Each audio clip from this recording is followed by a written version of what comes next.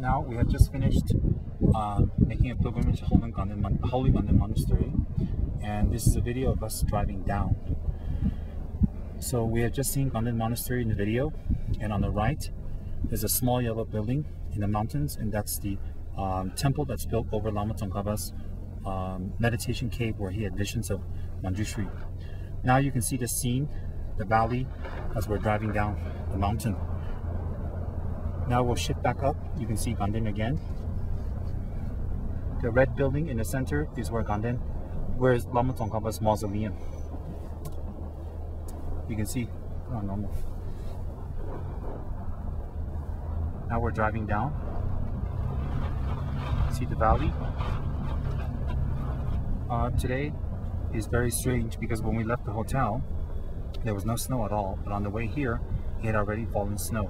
And even our driver was saying that it's very unusual that there's so much snow today. So, and the funny thing is, it's not that cold up here. Anyways, now we're driving down back to our hotel.